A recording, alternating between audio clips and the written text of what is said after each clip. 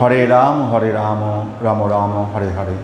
ওম নমো ভগবতে বাসুদেবায় নমঃ। ওম অজ্ঞানতিমিরান্ধস্য জ্ঞানাঞ্জনশলাকয়া চক্ষুর উন্মিলিতং যেন তস্मै শ্রীগুরবে নমঃ। শ্রীচৈতন্য মনোভীষ্টং স্থাপিতং যেন ভূতলে স্বয়ং রূপ কদামজ্জং দদাতি সপদান্তিকম। বন্দে অহং শ্রীগুরু শ্রীযুতপদকমলং শ্রীগুরুন বৈষ্ণবাংশ্চ শ্রীরূপং সাগ্রজাতং সহগণ রঘুনাথামৃতং তং সজীবং সাদ্বৈতং সাবধূতং পরিজনসহিতং কৃষ্ণ চৈতন্যদেবং শ্রীরাধা কৃষ্ণপাদান সহগণ ললিতা শ্রীবিশাখামৃতাংশ্চ।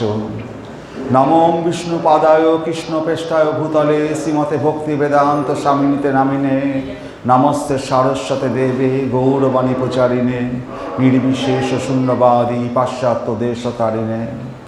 বাঞ্ছাকল্পতরুভ্যশ্চ কৃপা সিন্ধু এব চ পতিতানাং পাবনেভ্যো বৈষ্ণবেভ্যো নমো নমো। নমো মহাবদান্নায় কৃষ্ণ প্রেম পদায়তে কৃষ্ণায় কৃষ্ণ চৈতন্য নাম্নে গৌরতেশে নমো। পঞ্চতত্মাকং কৃষ্ণম ভক্তরূপস্বরূপকং ভক্তাবতারাং ভক্তাখ্যাং নমামি ভক্তশক্তিকং।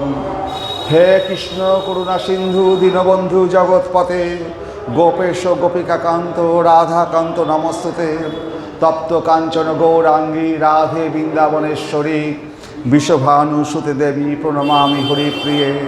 নীলাচল নিবাসায় নিত্যায় পরমাত্মনে বলভদ্র সুভদ্রাভ্যাং জগন্নাথায় তে নমঃ। বৃন্দা ওই তুলসীদেব্যই প্রিয়া ওই কেশবস্য চ বিষ্ণু ভক্তি পদে দেবী সত্যবত্যই নমো নমঃ। জয় শ্রীকৃষ্ণ চৈতন্য প্রভু নিত্যানন্দ শ্রী অদ্বৈত গদাধর শিবাসাদি গৌর ভক্তবৃন্দ।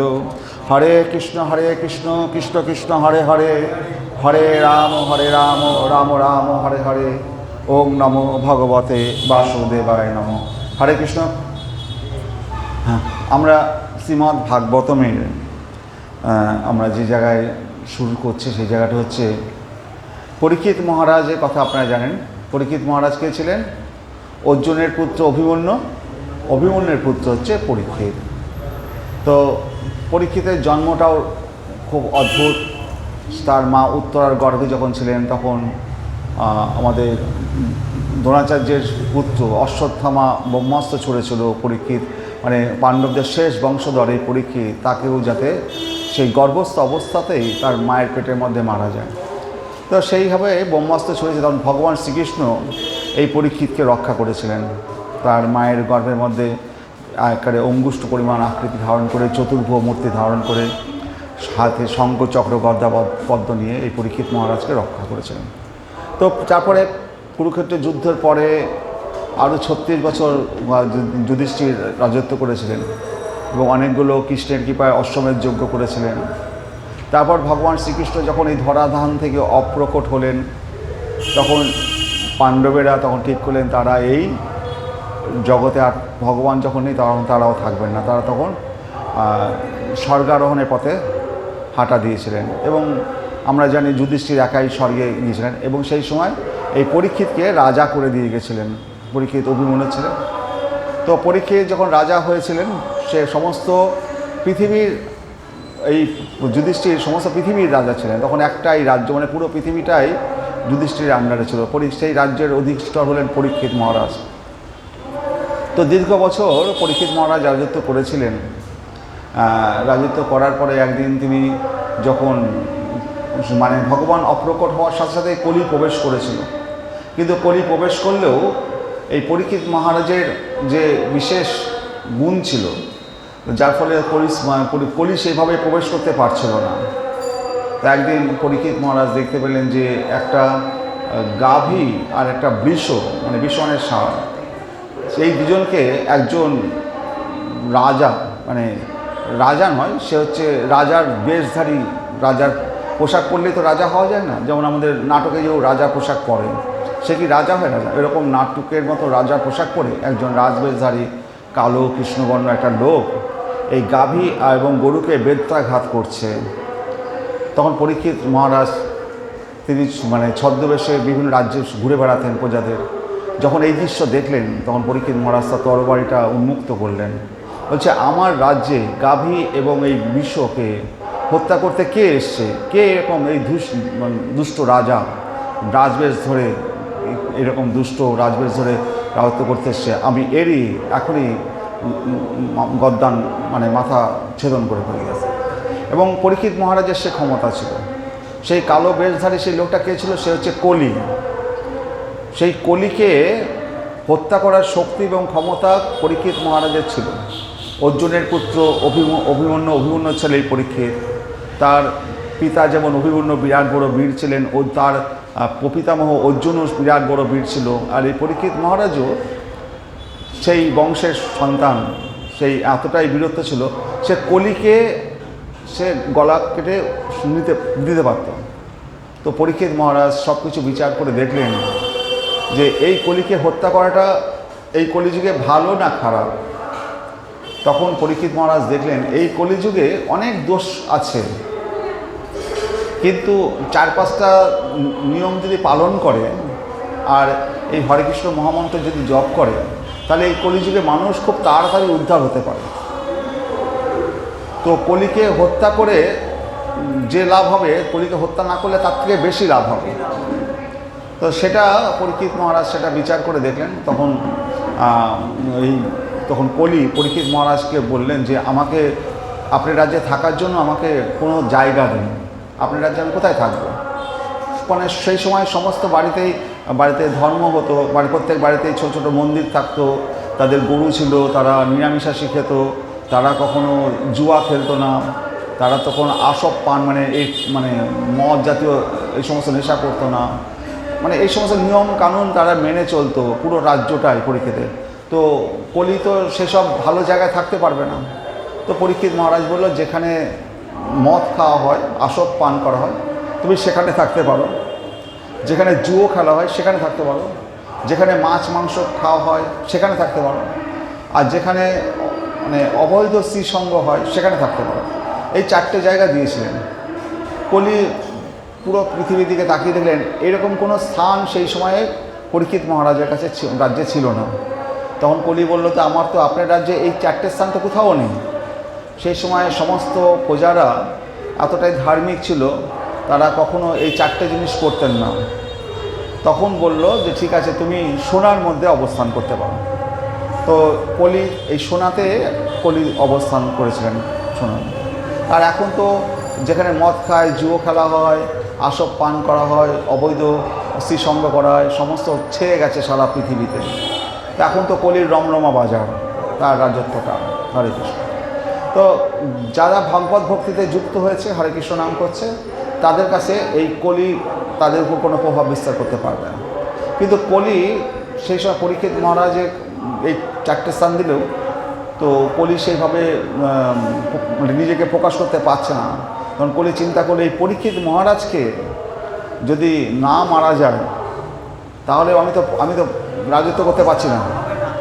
তো কোনো একদিন কী হলো, পরীক্ষিত মহারাজ যখন মৃগয়ায় বেরিয়েছিলেন এবং মাথায় নিয়েছিলেন জরাসন্ধের সোনার মুকুটটা পরে গিয়েছিলেন। তো স্বর্ণের মধ্যে যেহেতু কলিকে স্থান দিতে বলেছিল, সোনার মুকুটে যেহেতু পরীক্ষিত মহারাজ পড়েছিলেন, তো সেই সময় তো ওই স্বর্ণ মুকুটের মধ্যে কলি প্রবেশ করে গেল। প্রবেশ করে এবং পরীক্ষিত মহারাজ সে মৃগয়ার মধ্যে যে সৈন্য সামন্ত সঙ্গে ছিল সবার থেকে দূরে সরে গেলেন, একা একা হয়ে গেলেন এবং এতটাই জলের তৃষ্ণায় তিনি কাতর হয়ে গেছিলেন। এক ঋষি, সে ধ্যানস্থ ছিল, তার কাছে গিয়ে বললেন আমাকে একটু জল খেতে দাও। ঋষি এতটাই ধ্যানস্থ ছিল, তার বাহ্যিক জ্ঞান ছিল না। তখন পরীক্ষিত মহারাজ দেখলেন সেখানে একটা মৃত সাপ পড়ে আছে। পরীক্ষিত মহারাজ সেই মৃত সাপটা ধনুকের তীর দিয়ে তুলে সেই সন্ন্যাসীর গলায় জড়িয়ে দিয়ে চলে আসলেন। সেই ঋষির পুত্র পিতাকে এই পরীক্ষিত মহারাজ মৃত সাপ জড়িয়ে দিয়েছে বলে, তো ঋষির পুত্র সিঙ্গি ঋষি সে তখন পরীক্ষিত মহারাজকে অভিশাপ দিয়েছিল 7 দিনের মধ্যে তার মৃত্যু ঘটবে।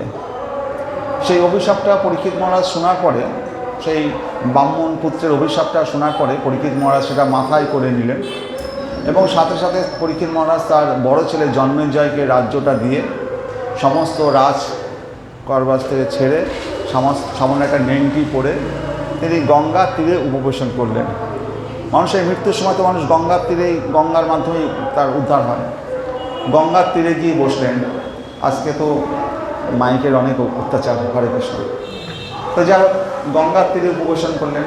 আর সেই সময় গঙ্গার তীরে উপবেশন করার সাথে সাথে সারা পৃথিবী থেকে যত মুনি ঋষিরা ছিল, নারদ মুনি, ব্যাসদেব, গৌতম ঋষি, তারপর অসিত দেবল, তারপরে হচ্ছে বিশ্বামিত্র ঋষি, তারপরে হচ্ছে আপনার দুর্বাসা মুনি, এই সমস্ত হাজার হাজার ঋষি, এবং এক একজন ঋষির আন্ডারে আবার 10,000 করে শিষ্য, তাদের সমস্ত শিষ্য ঋষি সবাই মিলে যেখানে পরীক্ষিত মহারাজ গঙ্গার তীরে উপবেশন করেছেন, তো সেখানে তারা এসে সমাবেত হলেন। পরীক্ষিত মহারাজ তাদের যথাযথ ব্যবস্থা করলেন এবং পরীক্ষিত মহারাজ বললেন যে এতদিন আমি রাজা ছিলাম, এত ঋষিরা কারোর দর্শন আমি পাইনি এইভাবে, আজকে আমি অভিশপ্ত হয়েছি, আজকে সমস্ত ঋষিরা আজকে আমার সামনে এসে বসেছে, আমি কত ভাগ্যবান। সেই অভিশাপটা যেন অভিশাপ নয়, আমাকে যেন আশীর্বাদ করেছে। তো পরীক্ষিত মহারাজের মতো আমরা সকলেই অভিশপ্ত। পরীক্ষিত মহারাজ জানতেন 7 দিন বাদে তার মৃত্যু হবে, কিন্তু আমরা জানি না কালকে সকালে সূর্যোদয় আমরা দেখতে পাবো কিনা। তো আমাদের প্রতিক্ষণ প্রতি মুহূর্ত আমাদের কিন্তু মানে আমাদের বিপজ্জনক। আমি পাঠ করছি, এখন বাড়ি যেয়ে ফিরতে পারবো কিনা, রাস্তায় কোনো বিপদ আছে কিনা আমরা কেউ জানি না। আমরা সবাই কৃষ্ণ নাম করার যতটুকু পারবো ততটুকু করব। আর সবচেয়ে অসুবিধা হবে কি, যখন আপনি জানতে পারবেন হয়তো সামনে আর কিছুক্ষণ বাদে আপনার মৃত্যু, বা 1 দিন বা 2 দিন বাদে মৃত্যু, তখন খুব আফসোস হবে, আরে আমি আর কিছু জব করিনি কেন, আগে কেন আমি একটু ভগবানের নাম করিনি কেন, এখন আমার সময় শেষ হয়ে এসছে, এখন আমি আর কতক্ষণ করতে পারবো, তখন আফসোস হবে। এই যেমন এরোপ্লেনটা যখন ধ্বংস হলো, ধ্বংস হওয়ার কয়েক মিনিট আগে তারা জানতে পেরেছিল যে আমাদের আর হয়তো বাঁচা যাবে না। তো ওই কয়েক মিনিট মধ্যে তাদের মধ্যে তারা ভগবানের নাম করবে কি, তাদের আফসোস হচ্ছিল যে আমরা যদি একটু ভগবানের নাম করে আসতে পারতাম, জীবন তো চলেই যাচ্ছে কিন্তু ভগবানের নাম তো আমাদের ওই শেষ সময়ে যেন আমাদের এই আফসোসটা না হয়। যে পড়াশোনা করে সারা বছর যদি পড়াশোনা করে, পরীক্ষার হলে গিয়ে তার ভয় পাবে না। সেই কারণে আমরা সারা বছর যদি ভগবানের নাম করি, ভগবান কখন আমাদের মৃত্যু আসবে কি আসবে না, আমরা এই ভগবত ভক্তরা তাতে কোনো ভয় পায় না। যারা ভগবানের ভক্ত তারা মৃত্যুকে দেখে ভয় পায় না, কারণ তারা জানে এই জন্ম মৃত্যুটা একটা দেহর আস্তরণ ভেদ করে আরেকটা, আর আমি যদি ভগবানের নাম করি আমার ভয় কিসের, আমি ভালো পড়াশোনা করেছি, পরীক্ষায় আমি পাশ করব। তো সেই কারণে আমাদেরকে পড়াশোনা কি আমাদের যতটা পারবো হরে কৃষ্ণ মহামন্ত্র জপ করতে থাকবো। তো সেই সময় সবাই সমস্ত মুনি ঋষিরা বসে আছেন, যিনি ব্যাসদেব শ্রীমদ্ ভাগবত রচনা করেছেন তিনিও বসে আছেন, নারদ মুনি বসে আছেন। পরীক্ষিত মহারাজ প্রশ্ন করলেন সমস্ত মনীষীদের, আমার সামনে 7 দিন বাদে আমার মৃত্যু, আমার এখন কি করা উচিত? দেবদেবীর পুজো করব, দান ধ্যান করব? আমরা পরীক্ষিত মহারাজের মতো আমরা সকলেরই আমাদের সামনে মৃত্যু, তো আমাদের এই সময়ে কি করা উচিত? আমাদের সামনে কুরুক্ষেত্রের যুদ্ধ নয়, আমাদের সামনে একবারে মৃত্যু দাঁড়গোড়ায় দাঁড়িয়ে আছে, কখন আমরা চলে যাব ঠিক নেই। তাহলে এই যে সময়, তো সেই সময় পরীক্ষিত মহারাজ সমস্ত মুনি ঋষিদের সামনে প্রশ্নটা করছেন, বলছে মানে প্রশ্নটা করছেন যে এই যে মুমূর্ষ মানুষ মৃত্যু যার সামনে তার কি করা উচিত। সেই সময় ব্যাসদেব চুপ করে বসে আছেন, নারদ মুনি চুপ করে বসে আছেন, তারা তো মানে ত্রিকালদর্শী, তারা চুপ করে বসে আছেন কেন? তারা জানেন এর উত্তর যিনি দেবেন তিনি আসছেন। এর উত্তর কে দেবে? ব্যাসদেবের পুত্র সুখদেব গোস্বামী। কারণ যিনি এই ভাগবতটা মানুষের সামনে প্রচার করবেন, হ্যাঁ, যার দ্বারা এটা প্রচারিত হবে সেটা সুখদেব গোস্বামীর দ্বারা প্রচারিত হবে। যেমন এই হরে কৃষ্ণ মহামন্ত্র মহাপ্রভু আসার আগেও ছিল, কিন্তু কার মুখ থেকে প্রচারিত হবে? যতক্ষণ না চৈতন্য মহাপ্রভু আসবে ততক্ষণ এই মহামন্ত্র মানুষের কাছে কানে পৌঁছাবে না। তো মহাপ্রভু এসে এই হরে কৃষ্ণ নাম আমাদের সামনে প্রচার করেছে। ঠিক সেই রকম শ্রীমদ্ ভাগবত ব্যাসদেব রচনা করেছেন, কিন্তু ব্যাসদেবটা মানুষের সামনে কে প্রকাশটা করবে? ব্যাসদেব যখন শ্রীমদ্ ভাগবত রচনা করলেন, রচনা করে দেখলেন এই ভাগবতটা মানুষের সামনে কে প্রচার করবে? তিনি দেখলেন যে বিশ্বামিত্র মেনকার প্রেমে পড়ে গেছিল, দুর্বাসা ঋষি অল্পতেই রেগে যায়। তো এই সমস্ত ঋষিদের প্রত্যেকের কিছু না কিছু দোষ রয়েছে, তো এদের দিয়ে ভাগবত মানুষের সামনে প্রকাশ করা যাবে না। তখন দেখলেন তারই সন্তান সুখদেব গোস্বামী যে বনে চলে গেছে জন্মাবার সাথে সাথে, যে আত্মারাম মুনি এবং ভগবানের সঙ্গে, তখন সেই ছেলেকে এই শ্রীমদ্ ভাগবত পাঠ ব্যাসদেব দিয়েছিলেন। এই সুখদেব গোস্বামী এমন একজন ঋষি, তার বয়স সবসময় দেখা যায় 16 বছরের যুবক, কালো কৃষ্ণবর্ণ চেহারা, সুঠাম চেহারা, মাথায় কুচকানো চুল, এবং তিনি যদি কোনো বাড়িতে সামনে দাঁড়ান, ওই সেই সময় প্রত্যেক বাড়িতেই গরু থাকতো, ওই গোদহন কাল সময় পর্যন্ত সে দাঁড়াতো, ওই 10 মিনিট 15 মিনিট সময় তারা পাথরের বাটিতে দুধটা দুইয়ে নিয়ে এসে ওই সুখদেব গোস্বামীর কাছে ধরতেন, আর সুখদেব গোস্বামী ওই দুধটুকু খেয়ে তিনি সেই বাড়ির সামনে থেকে চলে যেতেন। আর যখনই তিনি ওই বাড়ির সামনে থেকে চলে যেতেন, ওই বাড়ির ধনে ধান্যে পূর্ণ হয়ে যেত। তো এই সুখদেব গোস্বামীর কত বড় তার কৃপা প্রভাব ছিল মানুষের, তো যার নাম করলে পরেও আমাদের বহু পুণ্য হয়। আমরা তো আজকে তো আমরা সেই দুধ দুইয়ে দেওয়ার মতো তাকে দেওয়ার ক্ষমতা নেই। আর এই শ্রীমদ্ ভাগবত যেখানে পাঠ হয়, সেখানে জেনে রাখবেন সুখদেব গোস্বামী, হনুমান, ভগবান শ্রীকৃষ্ণ, সনক সনাতন সনন্দন সনত কুমার এবং প্রায় 11 জন বড় বড় মহাত্মা সেইখানে আশেপাশে তারা অদৃশ্যভাবে অবস্থান করে। আর শ্রীমদ্ ভাগবত যেখানে পাঠ হয় এবং পাঠ করার জন্য যারা আসে, তাদের হৃদয়ে কি হয়, তাদের মানে সাথে সাথে ভগবান তাদের হৃদয়ের মধ্যে অবরুদ্ধ হয়ে পড়ে। তো অবরুদ্ধ হয়ে যাওয়ার শ্লোকটা হচ্ছে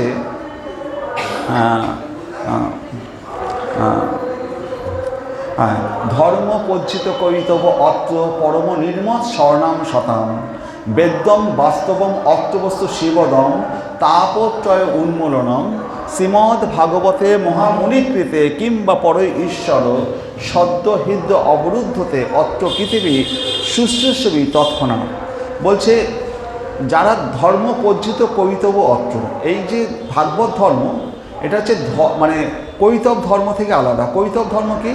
যেখানে ধর্ম করলে আমি বাতাসা দেব, ভগবান হরির লুট দেবো, তার বিনিময়ে আমাকে এত কিছু দাও, মানে দেনা পাওনার ব্যবসা। আমি তোমাকে এত কিছু দেবো, তার বিনিময়ে আমার ছেলের চাকরি দাও, আমার এটা দাও, ওটা দাও।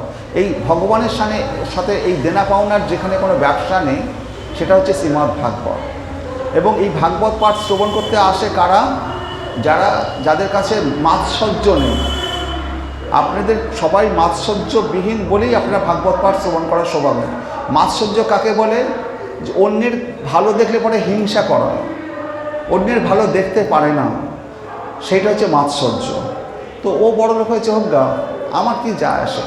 তো বুঝতে পারে না যে ভগবান যদি কাউকে দরিদ্র করে, সেই সবচেয়ে বড় ধনী। কারণ সে যখন যাবে, তার এই বাড়ি গাড়ি তাকে কোচের মধ্যে বেঁধে নিয়ে যেতে হবে না। এই বাড়ি গাড়ি তাকে যে যত জড়জগতের সম্পদ, সেই সম্পদের দ্বারা তার আত্মা তো ভার হয়ে যাবে, সে যেতে পারবে না। আপনার হাত পা যত খালি থাকবে, তত আপনি তত্ত্ব করে হিমালয় পাহাড়ে উঠে যাবেন।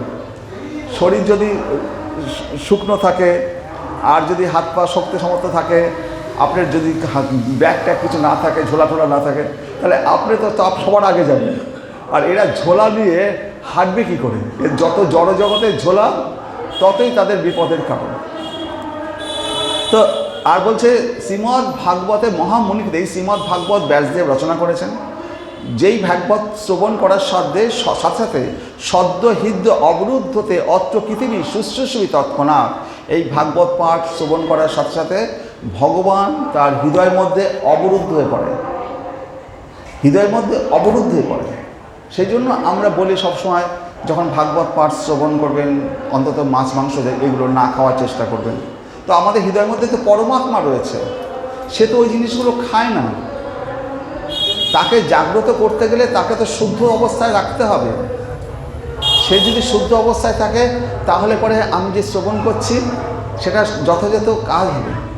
তো এই শ্রীমদ্ ভাগবত নিগম কল্পতর গলিতম ফলম সুখ মুখাদ অমৃত দ্রব সংযুতম পিবত ভাগবতম রসমালয় মুহুরহ রসিকা ভুবি ভাবকা। এই ভাগবতটা কি? নিগম, নিগম মানে কি? নিগম শাস্ত্রটা হচ্ছে বেদ। তো বেদ এমন একটা শাস্ত্র, ঋগ্বেদ, সামবেদ, যজুর্বেদ, অথর্ববেদ, এই বেদকে আমরা পড়তে পারবো না, এত কঠিন শাস্ত্র। এই ব্যাসদেব দেখলেন এই বেদটা যে রচনা হয়েছে, ব্যাসদেব মানে কি?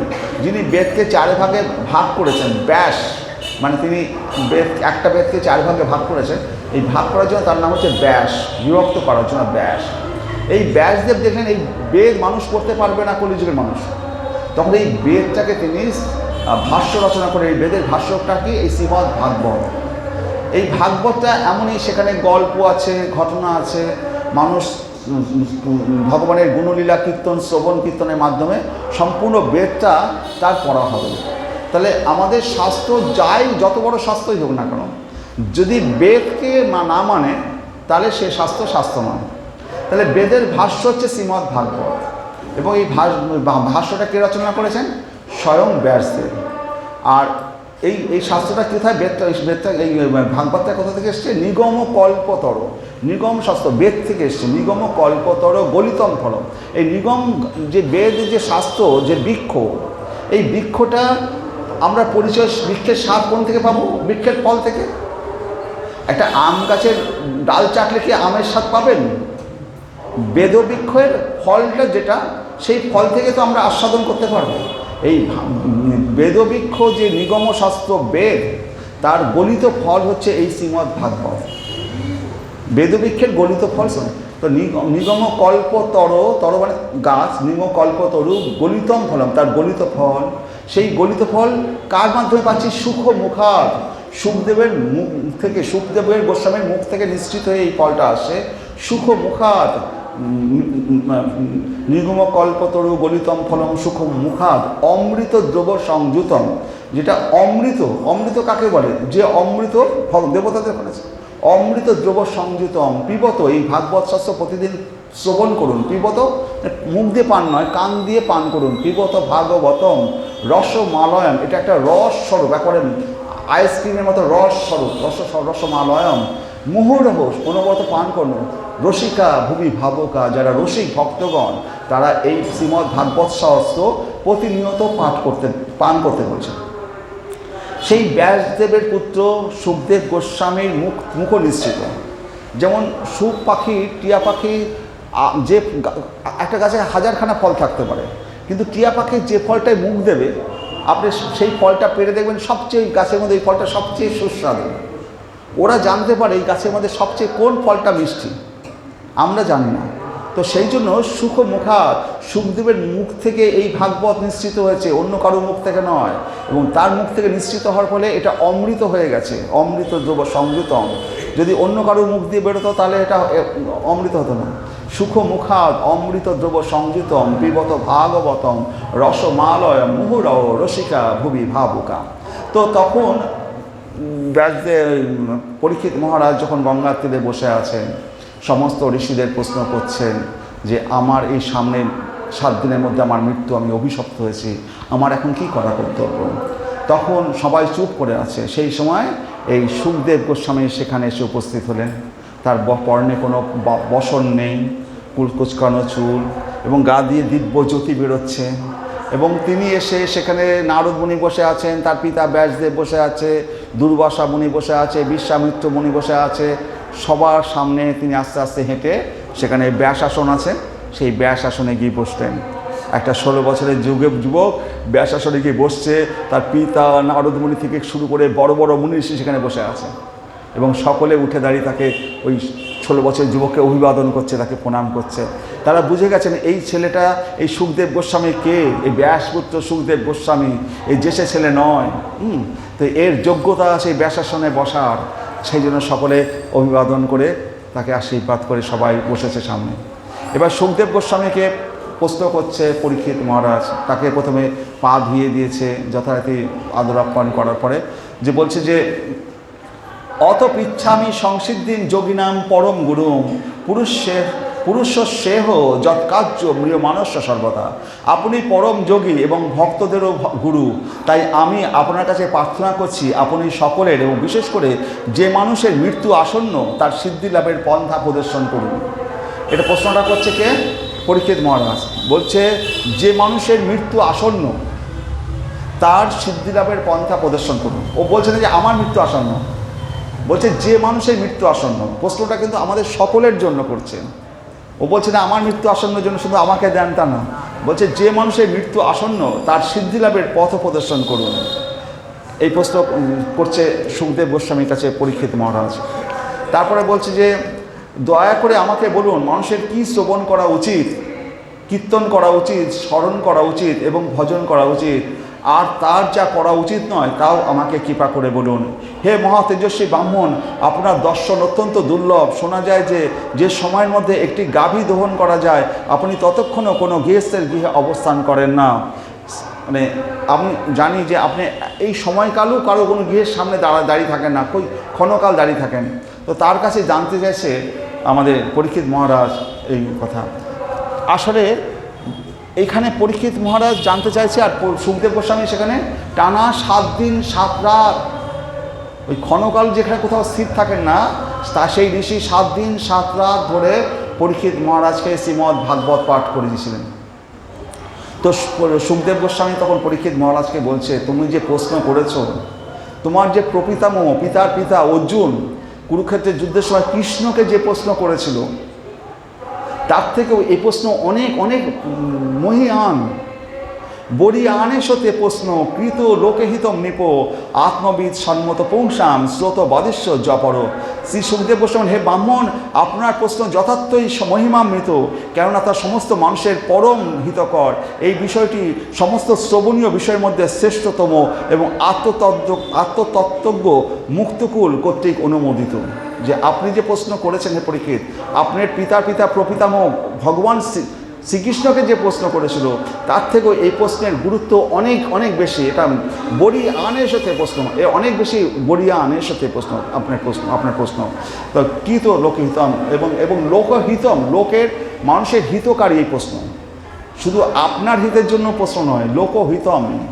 তো শ্রী চৈতন্য মহাপ্রভু বলেছেন যে জীবনের পরম সিদ্ধি হচ্ছে কৃষ্ণ ভক্তি লাভ করা। আমাদের জীবনের পরম সিদ্ধি কি? কৃষ্ণ ভক্তি লাভ করা। কৃষ্ণ বিষয়ক প্রশ্ন উত্তরের মাধ্যমে দিব্য স্তরে উন্নত হওয়া যায়। কৃষ্ণ বিষয়ক প্রশ্ন এবং উত্তরের মাধ্যমে দিব্য উন্নত হওয়া যায়। গীতায় বলা হয়েছে কেবলমাত্র শ্রীকৃষ্ণের অপ্রাকৃত আবির্ভাব, তিরোভাব এবং কার্যকলাপের দিব্য প্রকৃতি হৃদয়ঙ্গম করার মাধ্যমেই ভগবদ্ধামে ফিরে যাওয়া যায় এবং সেখান থেকে আর কখনোই এই দুঃখ দুর্দশাক্লিষ্ট জড়জগতে ফিরে আসতে হয় না। তো গীতায় কি বলেছে ভগবান শ্রীকৃষ্ণ? যদি জন্ম মৃত্যু, ভগবানের অপ্রাকৃত আবির্ভাব, তিরোভাব এবং কার্যকলাপের দিব্য প্রকৃতি যদি আমরা হৃদয়ঙ্গম করতে পারি, তাহলে এই জন্ম মৃত্যুর চক্রে আমাদের আবর্তিত হতে হবে না। তাই এই দুঃখ দুর্দশাক্লিষ্ট জড়জগতে ফিরে আসতে হয় না। তাই শ্রীকৃষ্ণের কথা সর্বদা শ্রবণ করা পরম মঙ্গলপ্রদ।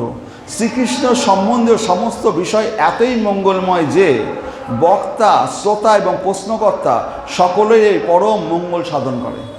এই শ্রীকৃষ্ণ বিষয়ক আলোচনা শ্রোতা, বক্তা এবং যদি কেউ প্রশ্ন করে, সকলের পক্ষেই এটা হচ্ছে মঙ্গলজনক এবং মঙ্গল সাধন করে।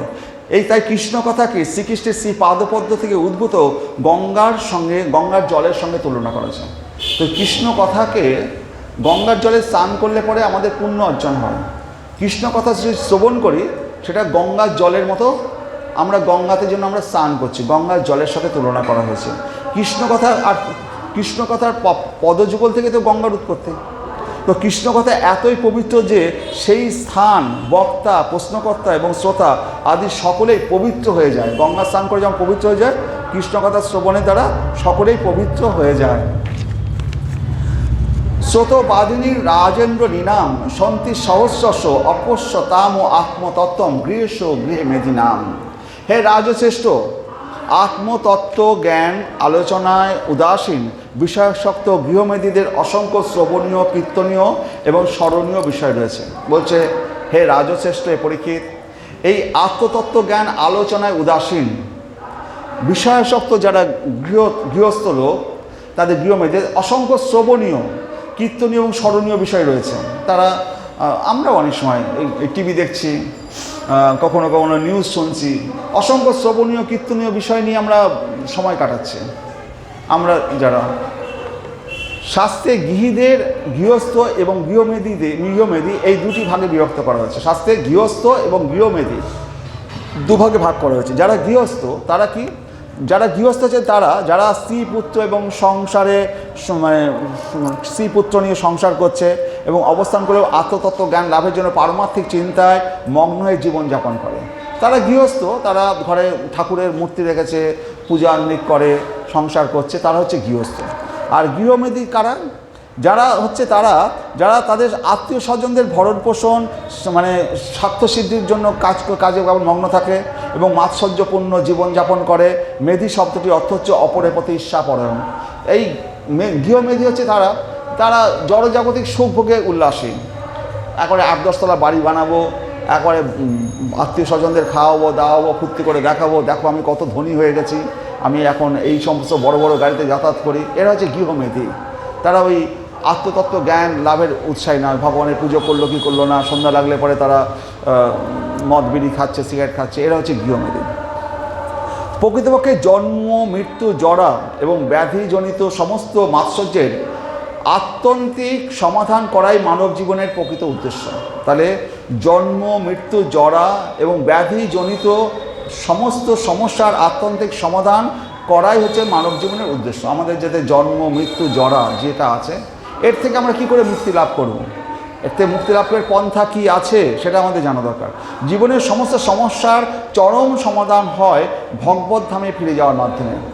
এই যে জীবনের চরম সমস্যা জন্ম, মৃত্যু, জরা, এর থেকে আমরা মুক্তি কী করে পাবো? যদি আমরা ভগবত ধামে ফিরে যেতে পারি। তা আমরা যেখান থেকে এসি সেখানে যদি আবার ফিরে যেতে পারি, ভগবত ধামে ভগবানের সান্নিধ্যে ফিরে যেতে পারি, তাহলে হচ্ছে আমাদের এই জন্ম, মৃত্যু, জরা থেকে আমরা মুক্তি লাভ করতে পারবো। আব্রহ্ম ভুবনাথ লোকা পুনরাবর্তী অর্জুন মামুপেত্য তু কন্তেও পুনর্জন্ম ন বিদ্যতে। হে অর্জুন, এই ভুবন থেকে ব্রহ্মলোক পর্যন্ত সমস্ত লোকই পুনরাবর্তনশীল, অর্থাৎ পুনর্জন্ম হয়, কিন্তু হে কন্তেয়, আমাকে প্রাপ্ত হলে আর পুনর্জন্ম হয় না। তাহলে এই আব্রহ্ম ভুবন, আব্রহ্ম মানে এই জড়জগতে একটা পিপীলিকা থেকে ব্রহ্মা পর্যন্ত সমস্ত জীব জন্ম মৃত্যু চক্রে আবর্তিত হচ্ছে। একটা ক্ষুদ্র প্রাণী কয়েক মুহূর্তে তার আয়ুষ্কাল, 1 ঘন্টা বাদে তার মৃত্যু হয়ে যাবে, আর জন্মালো 1 ঘন্টা বাদে তার মৃত্যু শেষ হয়ে গেল। এই ক্ষুদ্র ক্ষুদ্র প্রাণী জীব কত রয়েছে, এই ক্ষুদ্র জীব থেকে ব্রহ্মা পর্যন্ত যার আয়ু কোটি কোটি বছর, সকলেই এই জন্ম মৃত্যুর চক্রে আবর্তিত হচ্ছে। তো আমাদের এই জন্ম মৃত্যুর চক্র থেকে বেরিয়ে যদি ভগবানের কাছে যাই, তাহলে পরে আমাদের আর পুনর্জন্ম হবে না। এই পুনর্জন্ম থেকে বেরোনোটাই হচ্ছে আমাদের সাধনা। আমি এই জন্মে 10টা ছেলে হলো, তাদের নিয়ে ঘর বাড়ি সংসার চালালাম। পরের জন্মে আবার 5টা সন্তান হলো, তাদের নিয়ে ঘর বাড়ি সংসার চালালাম। কোনো জন্মে পাপ করলাম, নরকে গেলাম, কোনো জন্মে পুণ্য করলাম, স্বর্গে গেলাম, আবার আসলাম পৃথিবীতে, আবার জন্ম দিলাম, আবার সন্তান হলো, কোনো জন্মে পুরুষ হলাম, কোনো জন্মে নারী হলাম, কোনো জন্মে পশু হলাম, কিন্তু জন্মমৃত্যু চক্রে আবর্তিতই হয়ে যাচ্ছে, বেরোতে পারছি না।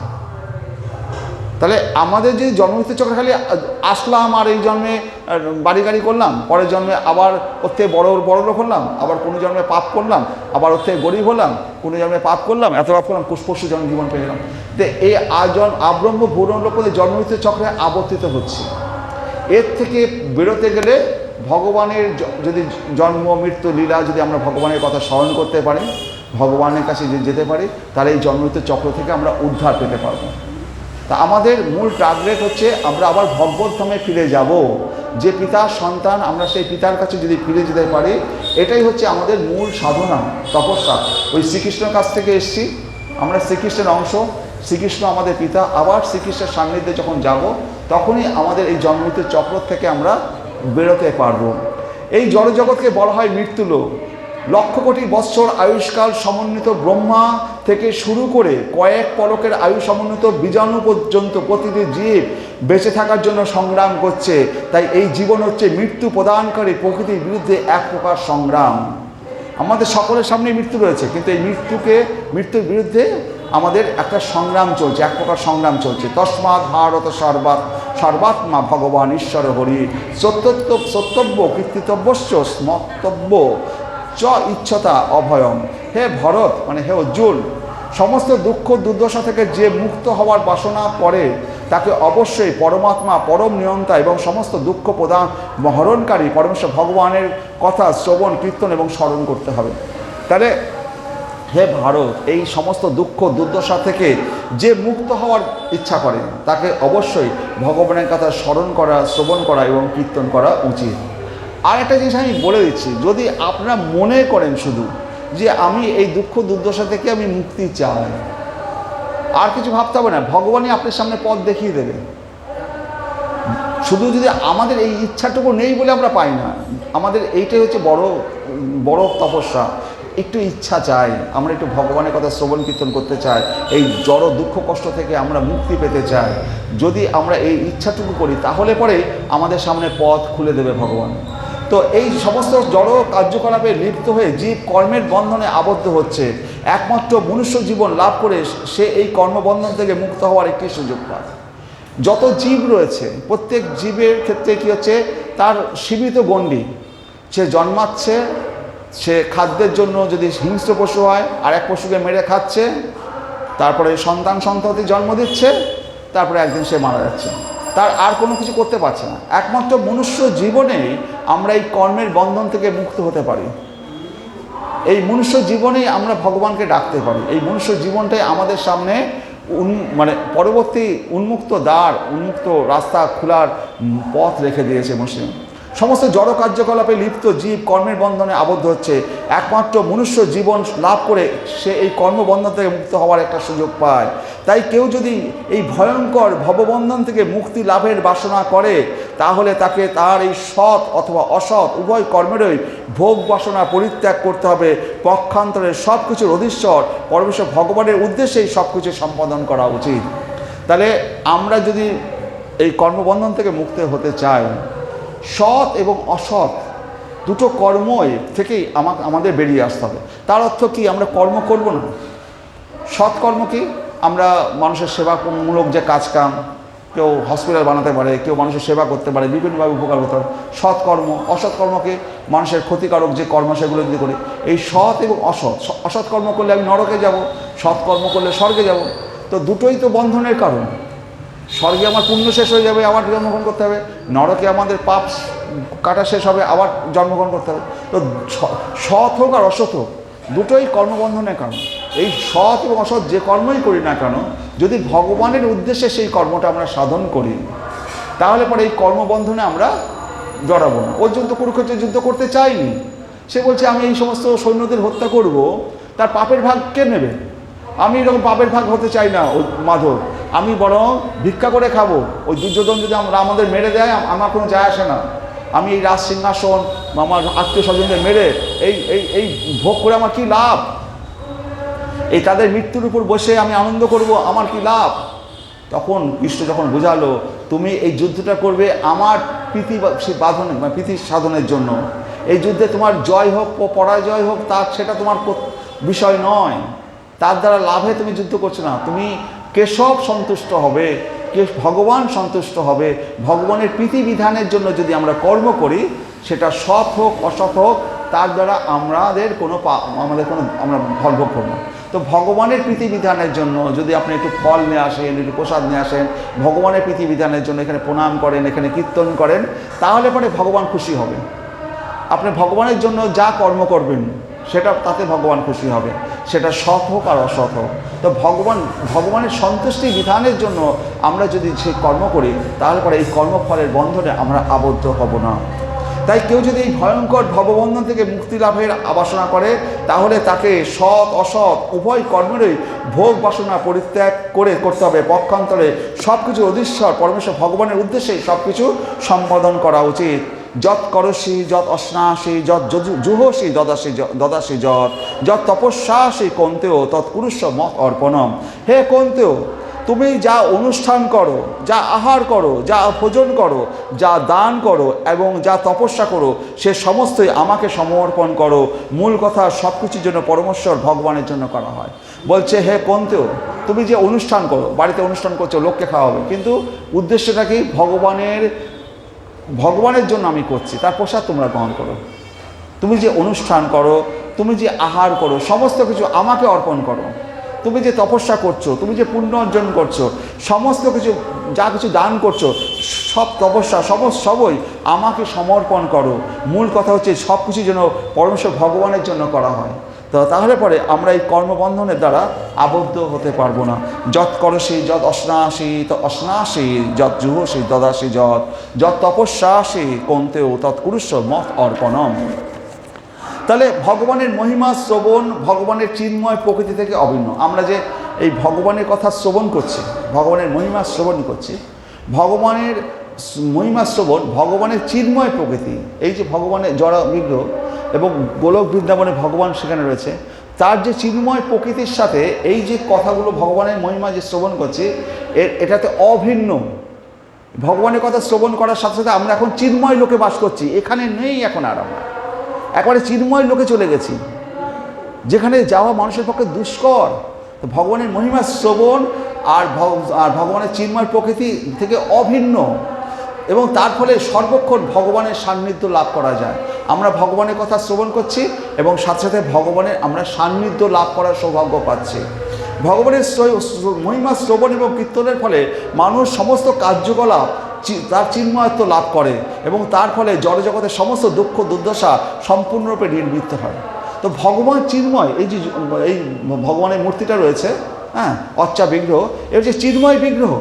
তো ভগবান এই জড়জগতের যে আমরা ফলগুলো দিচ্ছি, এই জড়জগতের ফলগুলো আমরা যদি ভগবানকে না দিয়ে গ্রহণ করি, এই ফলগুলো এই প্রকৃতির প্রত্যেকটি বস্তুর মধ্যে সত্য রজ তম তিনটে গুণ দ্বারা হয়ে রয়েছে। যখনই ভগবানের সামনে দিচ্ছি, ভগবান সেই ফলের দিকে যখনই তখন তাকাচ্ছে, ফলটা তখন চিন্ময় বস্তুতে পরিণত হচ্ছে, কারণ ভগবান এই জড় বস্তু গ্রহণ করেন না।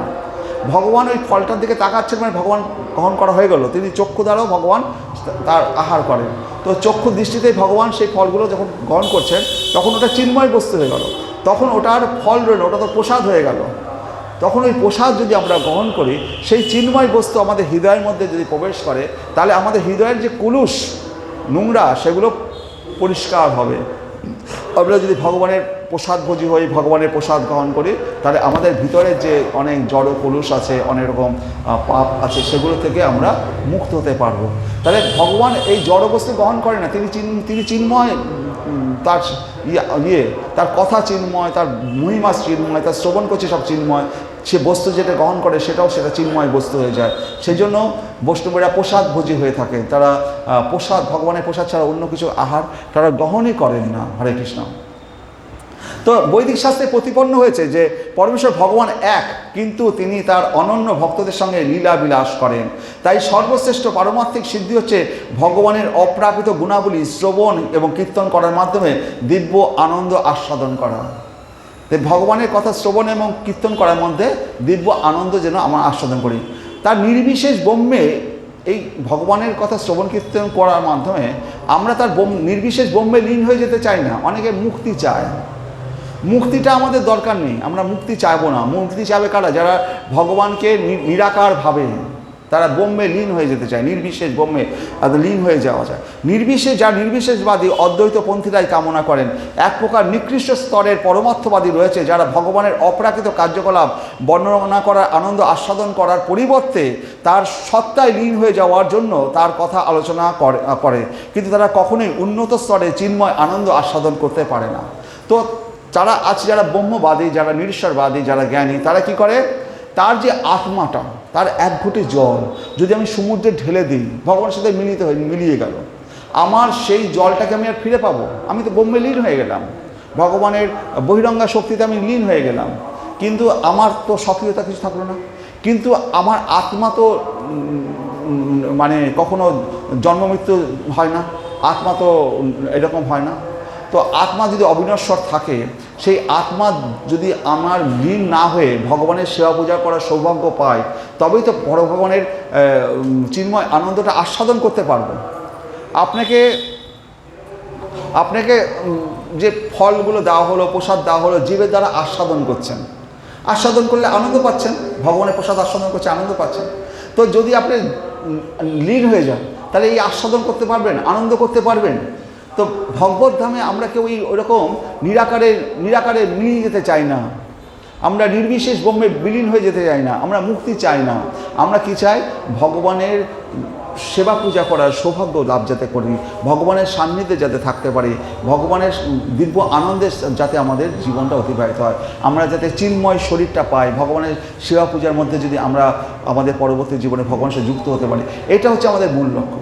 আমি যদি আমার আত্মাটা মুক্তি পেয়ে গেল, লীন হয়ে গেল, কি হলো? সমুদ্রের জল একদিন যখন এই গ্রহের সমুদ্রের জল শুকিয়ে যাবে, ওই আত্মাটা ওখানে হাবুডুবু খাবে, কষ্ট পাবে। যতক্ষণ আবার কোনো ভগবত ভক্তিতে যুক্ত হবে, আবার সাধু বৈষ্ণবের পথে আসবে, আবার ভগবানের কাছে আসবে, ততক্ষণ পর্যন্ত সেই আত্মাটার তো গতি হচ্ছে না। সেই কারণে যারা ভগবানের ভক্ত তারা মুক্তি চায় না। তাহলে শ্রীমদ্ ভাগবত সর্বজন বিদিত বৈদিক জ্ঞান, এই জ্ঞান লাভ করতে হয় অবরহ পন্থায় এবং গুরু শিষ্য পরম্পরা ধারায়। কিন্তু পরমার্থিক জ্ঞান লাভের পূর্ণ প্রগতি নির্ভর করে সদ্গুরুর কৃপার উপর। যে শ্রী গুরুদেব যখন শিষ্যের প্রতি সন্তুষ্ট হন, তখন কেবল সেই আধ্যাত্মিক বিজ্ঞানের বিদ্যার্থীর কাছে সেই জ্ঞান আপনা থেকে প্রকাশিত হয়। তাহলে দেখা যাচ্ছে যে শ্রীমদ্ ভাগবত, এই যে আমি বললাম নিগম কল্পতর গলিতম ফলম, এই যে গলিত ফল সুখদেব গোস্বামী মুখ নিশ্চিত হয়ে এসছে। এই গলিত ফলটা কিভাবে এসছে? সুখদেব গোস্বামী দিচ্ছেন পরীক্ষিতকে, তার সঙ্গে তার অন্যান্য সুত গোস্বামী এবং এরা ছিল, সেই ফলটা তাদেরকে আস্বাদন করাচ্ছেন, তারা দিচ্ছেন তার শিষ্যকে, তারা দিচ্ছেন তার শিষ্যকে। এইভাবে অবরোহ পন্থায় গুরু পরম্পরায় এই জ্ঞানটা আজকে আমাদের কাছে এসছে। প্রথমে এই জ্ঞানটা ব্রহ্মা নারদমুনিকে দিয়েছিল, নারদমুনি ব্যাসদেবকে দিলেন, ব্যাসদেব দিলেন সুখদেব গোস্বামীকে, সুখদেব গোস্বামী দিলেন পরীক্ষিত মহারাজকে, এবং সেই সাথে অন্যান্য মুনিষীরা ছিল, সেখানে সুত গোস্বামী ছিল। সুত গোস্বামী সেই জ্ঞান নিয়ে এসে শৌনকাদি ঋষিদের দিলেন, শৌনকাদি ঋষির মাধ্যমে পরবর্তী ক্ষেত্রে মানে পরপর ঋষিদের মাধ্যমে আস্তে আস্তে এই জ্ঞানটা এক হাত থেকে আর এক হাত, আর এক হাত থেকে আর হাত, এই জ্ঞানটা আমাদের কাছে এসছে। এবার বলছে এই পারমার্থিক জ্ঞান লাভে পূর্ণ প্রগতি নির্ভর করে সদ্গুরুর কৃপার উপর। এবার আমরা আধ্যাত্মিক জগতে আমরা যতই তপস্যা করি না কেন, তো আমাদের সদ্গুরু দরকার, দীক্ষা দরকার, সদ্গুরু দরকার। তো একটা ঘটনা বলি, তো বৃন্দাবনে একজন সাধু বাবা, তিনি ডায়েরি লিখতেন। তো প্রতিদিন ডায়েরি লিখতেন। তার ডায়েরিটা পরবর্তী ক্ষেত্রে যখন ডায়েরিটা পাওয়া গেল, সেই ডায়েরিতে দেখা যাচ্ছে সে ডেট দিয়ে লিখছে যে আজকে আমি এই আশ্রমে আছি, আমার একজন মহান গুরুদেব আছেন, তার সাথে আমার গুরু ভাইরা আছে। রাত্রি 12টা হলো, দেখলাম সমস্ত গুরু ভাইরা, আমি তো নতুন যুবক এসছি, রয়েছে সেখানে সমস্ত গুরু ভাইরা, তারা যে যার মতো সাজুগুজু করতে লাগলো এবং তারা এক একটা কাপড় পরলো। ছেলেরা সব মেয়েদের মতো কাপড় পরলো, কাপড় পরে যেই রাত্রি 1টা বেজে গেল, তখন গুরুদেব সেই শিষ্যদের নিয়ে গুরুদেব বৃন্দাবনের বনের মধ্যে চলে গেলেন।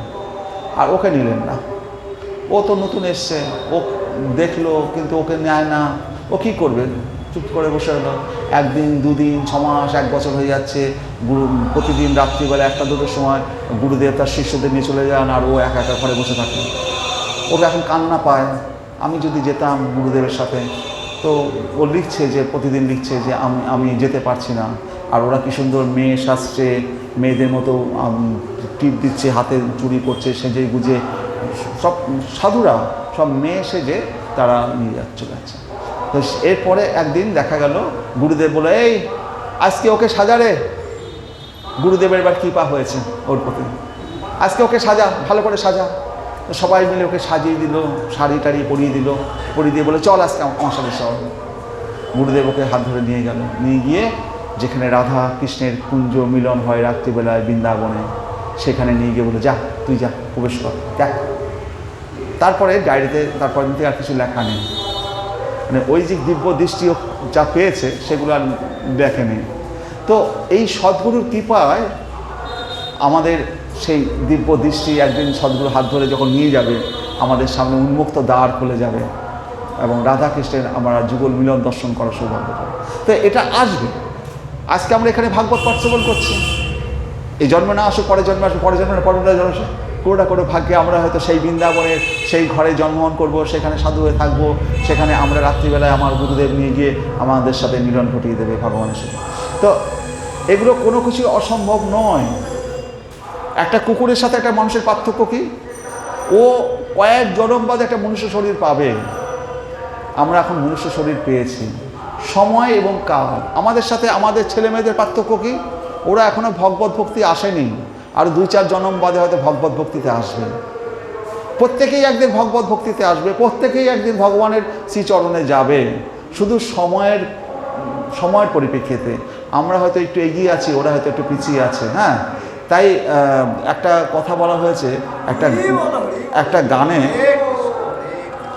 গানে লেখা হয়েছে, একজন লিখেছে, সমস্ত গৌরীয় বৈষ্ণবের চরণ কমলে হইয়াছেন হবেন যত মহাপ্রভু দাস, তা সবার চরণ বন্ধ দন্তে করি ঘাস। তাহলে কি বলছে? সমস্ত গৌরীয় বৈষ্ণবের চরণ কমলে হইয়াছেন হবেন যত মহাপ্রভু দাস। হইয়াছেন যারা আগে, যারা মহাপ্রভুর বড় বড় বৈষ্ণব হয়েছে তাদেরকে তো প্রণাম করছি, আর ভবিষ্যতে হবেন যারা, এখনও তারা আসেননি, হয়তো ভবিষ্যতে জন্মগ্রহণ করে বড় বৈষ্ণব হবে, তাই বলছে হইয়াছেন হবেন যত মহাপ্রভু দাস, তা সবার চরণবন্ধ দন্তে করি ঘাস। আজকে যে বাচ্চাটা এসছে তাকে যে আমি বকাবকি শাসন করছি, 2 দিন বাদে ওই একজন বড় মহারাজ হয়ে গেল, হয়ে যাবে হয়তো সেই সুন্দর। তা হইয়াছেন হবেন যত মহাপ্রভু দাস, তা সবার চরণবন্ধ দন্তে করি ঘাস। এই দ্বারা, এই গানটা যিনি লিখেছেন, এর দ্বারা তিনি কতটা দূরদর্শী, যে আমি সেই সমস্ত মহাপ্রভুদের প্রণাম করছি শুধু না, আগামী দিনে যারা হবেন, যারা আসবেন, আমাদের সন্তান সন্ততিরা যারা বড় বড় মহাঋষি হবেন, তাদেরও আমি চরণ বন্দনা করি। হরে কৃষ্ণ। তাহলে শিষ্য তার বুদ্ধিমত্তার দ্বারা সেই জ্ঞান লাভ করেন না, তা তিনি লাভ করেন বিনম্র প্রশ্ন এবং সেবার মাধ্যমে। এই যে আমরা অনেক সময় গুরুদেবদের প্রশ্ন করি, প্রশ্ন করতে গেলেও আমাদের বিনম্র হওয়া উচিত। যদি আমরা বিনম্র হয়ে বলি, গুরুদেব এই প্রশ্নটা একটু বলবেন, যদি দয়া করে, যদি সময় থাকে বা আপনি যদি এটা বলতে পারেন, একটু আমায় কৃপা করে বলবেন, এইভাবে যদি হাত জোর করে বলি না, গুরুদেব না, ওর ওর ওর মুখ চোখ দেখে গুরুদেবের কৃপা হবে, তখন বলবে যে বস। তো গুরুদেবের কাছ থেকে ভিতর থেকে কথা বের করতে গেলে নিজেকে বিনম্র হতে হবে। রামচন্দ্র লক্ষ্মণকে পাঠালো, যা রাবণের কাছ থেকে কিছু জ্ঞানটা নিয়ে রাজ্যটা শাসন করা। লক্ষ্মণ গিয়ে বলছে, রাবণের তো তীর খেয়ে মরবে, তুমি আমাকে জ্ঞান দাও তো রাজ্য শাসনে। রাবণ অন্যদিকে মুখ ঘুরে বসে গেল। লক্ষ্মণ আবার 2-3 বার প্রশ্ন, রাবণ তাকালোই না। লক্ষ্মণ ফিরে এসে, দাদা আমি তো বললাম, আমাকে তো কিছু গাড়ি দিল না, আমার দিয়ে মুখ ঘুরে। তখন রাম বলল, ও কাছে গিয়ে হাত জোর করে পায়ের কাছে বসে প্রার্থনা করে বলো, এইভাবে বললে হবে না, তুমি যত বড় বীরই হও। তখন লক্ষ্মণ গিয়ে রাবণের কাছে, হে মহাত্মা, কৃপা করে আপনি আমায় বলুন, হ্যাঁ আমার অন্যায় হয়ে গেছে আমার প্রশ্ন করার মাধ্যমে, আপনি কৃপা করে আমাকে, কি করে, আপনি তো মহাজ্ঞানী, আমরা কি করে রাজ্য শাসন করব সেই সম্বন্ধে আমাকে কিছু জ্ঞান দেন। তখন রাবণ তাকে জ্ঞানটা দেয়। তাহলে সামান্য লক্ষ্মণকে রাবণ জ্ঞান দিতে চাইছে না, সামান্য লক্ষ্মণ তার বিরাট বড় বীর, তাকেও নম্র হতে হচ্ছে সেই রাবণের কাছে। তো হরে কৃষ্ণ। শ্রী চৈতন্য মহাপ্রভু হচ্ছেন ভক্তিভাবে মণ্ডিত শ্রীকৃষ্ণ স্বয়ং। এই মহাপ্রভু হচ্ছে ভক্তিভাবে মণ্ডিত শ্রীকৃষ্ণ স্বয়ং। এই কলিযুগের অত্যন্ত অধপতিত জীবদের তার বিশেষ কৃপাকর দান করার জন্য তিনি এই পৃথিবীতে এসেছিলেন। ধেয়ং সদা পরিভবগ্নম অভীষ্ট দেহম তীর্থাস্পদম শিব বিরঞ্চি নূতম শরণ্যম ভিত্তাত্তিহম প্রণত পাল ভবাব্দিপোতম বন্দে মহাপুরুষতে চরণারবিন্দম ত্যাক্তা সুদুস্তুজ সুর ঈপ্সিত রাজ্য লক্ষ্মীম ধর্মিষ্ঠ আজ্য বচসা যদ অগাধ অরণ্যম মায়া মৃগম দ্বৈত ঈপ্সিত অম্বধাবৎ বন্দে মহাপুরুষতে চরণারবিন্দম। বলছে ত্যাক্তা সুদুস্তুজ সুর ঈপ্সিত রাজ্য লক্ষ্মীম, যে লক্ষ্মী দেবীকে দেবতারা পর্যন্ত পরিত্যাগ করতে পারে না, চৈতন্য মহাপ্রভু তার ঘরের লক্ষ্মী বিষ্ণুপ্রিয়াকে ছেড়ে একটা ছেলেকে, সে লক্ষ্মীকে ছেড়ে সে চলে যাচ্ছে। ধেয়ম ত্যাক্তা মানে ত্যাগ করছে, ত্যাক্তা সুদুস্তুজ সুরক্ষিত রাজ্য লক্ষ্মী, যে লক্ষ্মীকে দেবতারা পর্যন্ত ত্যাগ করতে পারে না, স্বয়ং ভগবান লক্ষ্মী দেবী বিষ্ণুপ্রিয়াকে পরিত্যাগ করে সে সন্ন্যাসী হয়ে চলে যাচ্ছে। তাই বলছে ধর্মিষ্ঠ আর্য বচসা যদ অগাধ অরণ্যম, এই আর্য বচসা আর্য পুরুষ অগাধ অরণ্যম সেই বনে প্রবেশ করছে। কোথায়? মায়া মৃগম দ্বৈত ঈপ্সিত অম্ব ধাবত।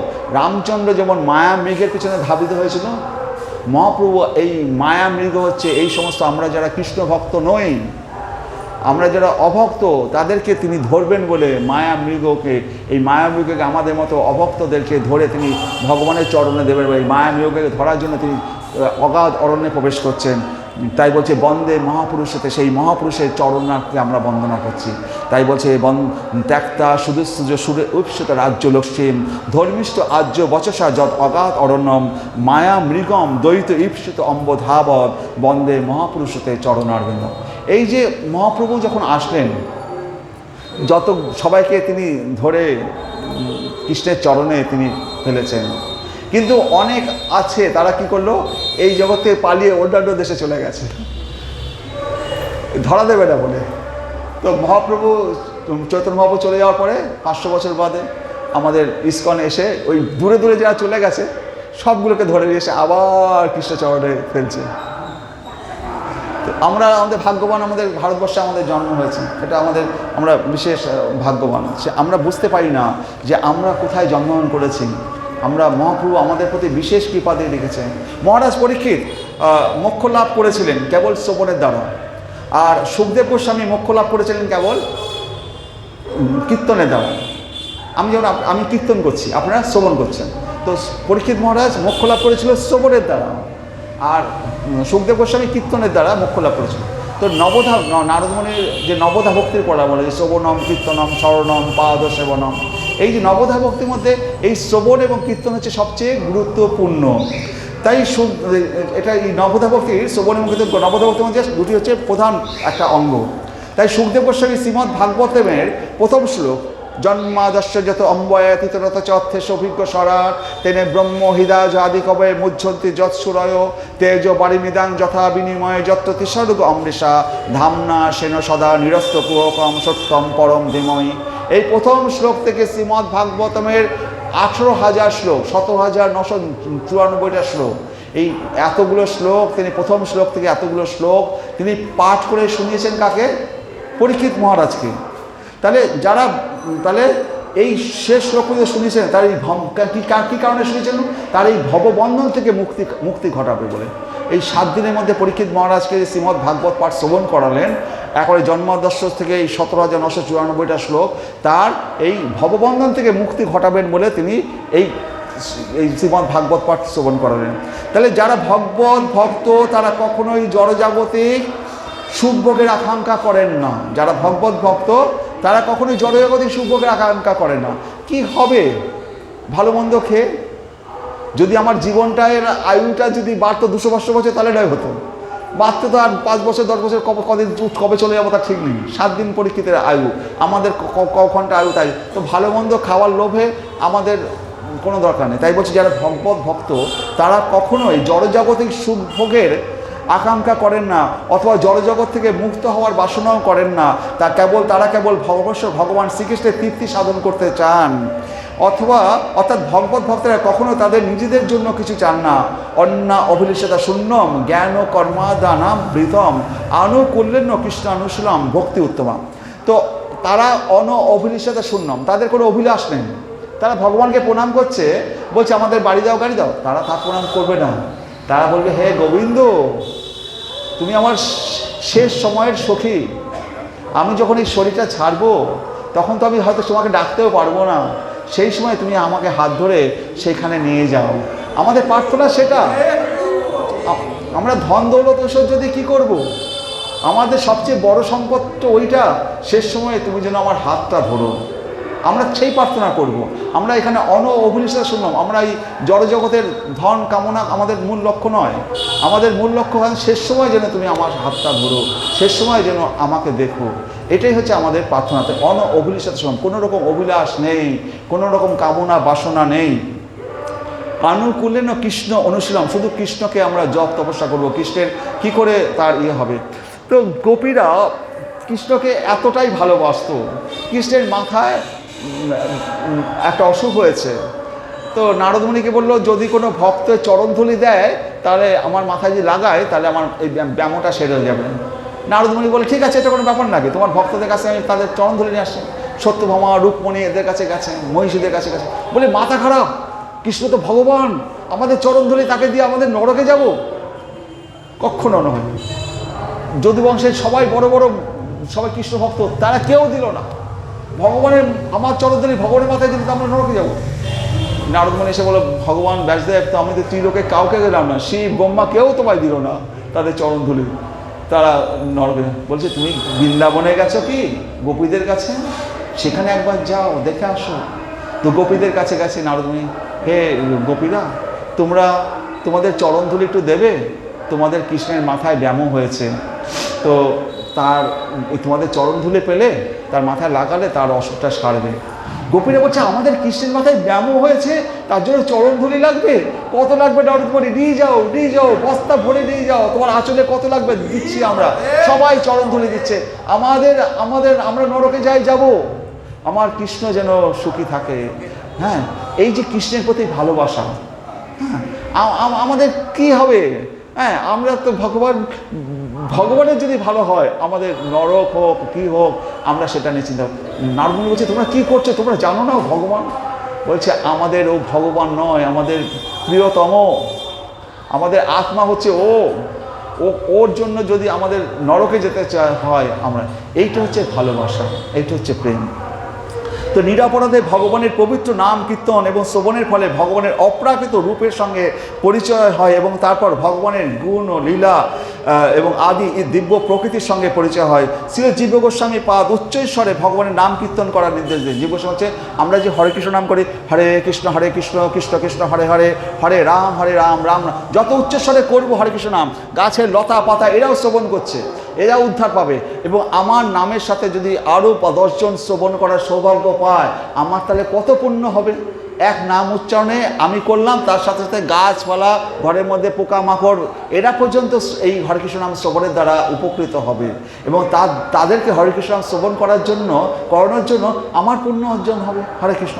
তাই শ্রী জীব গোস্বামী বলছে উচ্চস্বরে হরেকৃষ্ণ নাম কীর্তন করবেন, আর এবং তা অবশ্যই নির অপরাধে করা উচিত। কেউ যদি ভগবানের পবিত্র নামের চরণে অপরাধ করে তাহলে তা থেকে কোনো মতে রক্ষা পাওয়া যায় না। এই যে ভগবানের নামের চরণে যে অপরাধ, পদ্মপুরাণে 10টা অপরাধের কথা বলা হয়েছে, আমি তাড়াতাড়ি অপরাধগুলো বলবো। একটা হচ্ছে প্রথম অপরাধ, যারা ভগবানের মহান ভক্ত, যারা ভগবানের নাম প্রচার করে বেড়ায় তাদেরকে কখনো নিন্দা করবেন না, এটা হচ্ছে প্রথম অপরাধ। দ্বিতীয় অপরাধ, ভগবানের যে কোনো নামে ভগবানের মতো পবিত্র, কেননা তা ভগবানকে ইঙ্গিত করে। ভগবানের এই সমস্ত নাম ভগবানের মতো পূর্ণ শক্তি সম্পন্ন, ভগবানের সমস্ত নামই মঙ্গলময় এবং সেই নামকে কখনোই জড়জগতের বস্তু বলে মনে করা যাবে না। তো ভগবানের যে সমস্ত নাম আছে, কৃষ্ণ, গোবিন্দ, গোপাল, এই সমস্ত নামকে কখনো তুচ্ছ করা উচিত নয়। আর তৃতীয় অপরাধ, সদ্গুরু বা আচার্যের নির্দেশের অবজ্ঞা করা, গুরুদেবের যে আদেশ সেটাকে অবজ্ঞা করা উচিত নয়। চতুর্থ অপরাধ হচ্ছে বৈদিক শাস্ত্রের নিন্দা করা, এই শ্রীমদ্ ভাগবত গীতা এদের নিন্দা করা উচিত না। পঞ্চম অপরাধ হচ্ছে হরেকৃষ্ণ মহামন্ত্র কীর্তন করার মাহাত্ম্যকে কাল্পনিক বলে মনে করা। অনেকে হরেকৃষ্ণ কীর্তন করছে, আরে ওর থেকে আমার গুরুদেব অনেক ভালো মন্ত্র দিয়েছে, হরেকৃষ্ণ মহামন্ত্রকে কাল্পনিক বলে মনে করা উচিত নয়। ষষ্ঠ অপরাধ হচ্ছে